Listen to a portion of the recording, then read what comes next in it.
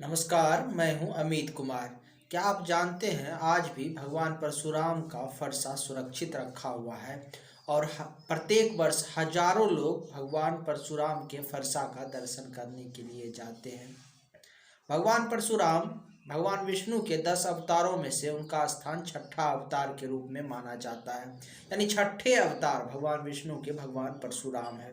भगवान परशुराम उन 7 चिरंजीवियों में से भी हैं जिन जो अजर अमर हैं।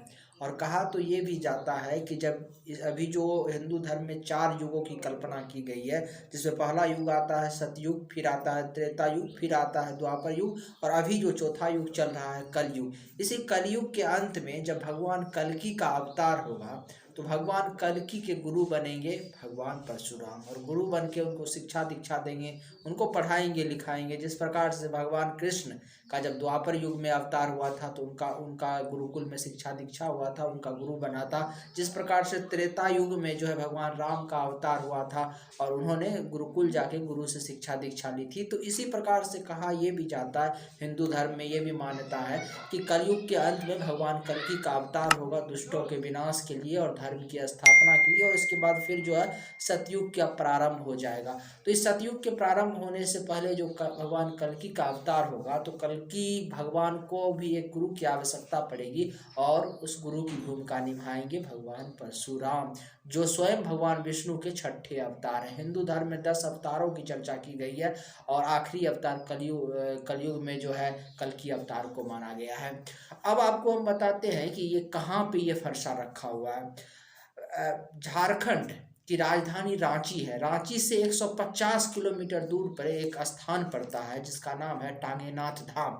इसी टांगेनाथ धाम में हजारों वर्षों से भगवान परशुराम का फरसा रखा हुआ है और प्रत्येक दिन हजारों लोग भगवान परशुराम के इस फरसे का दर्शन करने के लिए जाते हैं। और कुछ तो ऐसी जानकारियां हैं, कुछ तो ऐसी बात है इस फरसे की खासियत है कि विज्ञान भी अचंभित हो गया है। विज्ञान को भी अब ये समझ में नहीं आ रहा है कि उनका जो है सारा थ्योरी फेल हो जा रहा है। भगवान परशुराम के फरसा हजारों वर्ष से रखा हुआ है, ये फरसा लोहा का है, लेकिन आज भी इस फरसे पे जो है जंग नहीं लगा है।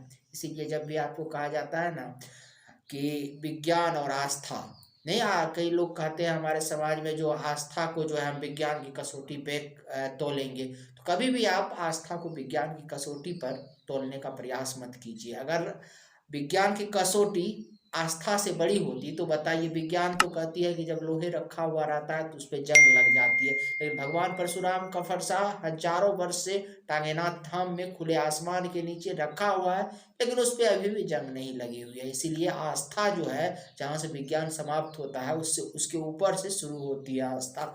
इसीलिए लोग इसको भगवान परशुराम का चमत्कार भी कहते हैं, इनको भगवान परशुराम की जो शक्ति है, भगवान परशुराम की लीला है, वो भी नाम दिया जाता है इसका। कुछ लोग के द्वारा ये भी कहा जाता है कि एक बार जो है भगवान परशुराम का जो फरसा वहाँ पे रखा हुआ था तो टांगेनाथ धाम के आसपास जो लोहार जनजाति के लोग रह रहे थे, उन लोगों में से कुछ लोगों ने उस फरसे से लोहे काटने का प्रयास किया। लेकिन जैसे ही इस प्रकार के काम वहाँ पे कुछ लोग करने लगे कि जो लोग इस काम में संलिप्त थे उन सब के साथ कुछ ना कुछ अनहोनी हुई, कुछ ना कुछ दुर्घटना हुई और पूरे लोहार जनजाति में जो है एक प्रकार की कहिए कि वहाँ पे लोगों के साथ अनहोनी होने लगी, लोगों की मृत्यु होने लगी।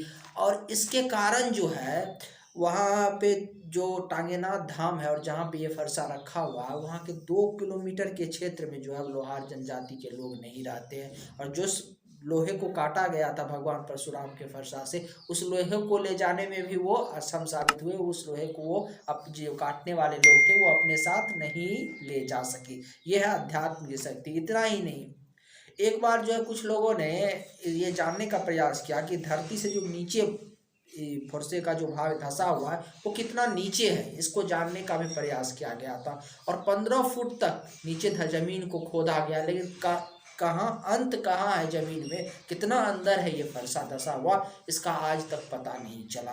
ये चमत्कार कहिए, ये आध्यात्मिक शक्ति कहिए, और जो है ये जो सनातन या हिंदू धर्म की महानता है, उनकी जो आध्यात्मिक बिलीव है, ये आप उसको मान सकते हैं कि इतना कुछ होने के बाद भी भगवान परशुराम का फरसा जो है खुले आसमान के नीचे रखा हुआ है, हजारों वर्ष से रखा हुआ है और चीख चीख के लोगों को बता रहा है कि मैं हिंदू धर्म हूँ, सनातन धर्म हूँ। और मुझ पे जो लोग उंगली उठाते हैं वो देख ले कि हमारा इतिहास कितना पुराना है, हमारा इतिहास जो है, हमारा धर्म जो है वो किस प्रकार से सत्य के कसौटी पर 100% खड़ा उतरता है। अगर आपको हमारी जानकारी अच्छी लगी तो आप हमारे वीडियो को अधिक से अधिक शेयर कर सकते हैं ताकि लोगों तक भी ये जानकारी पहुंचे। चैनल को सब्सक्राइब कर लीजिए। धन्यवाद, नमस्कार।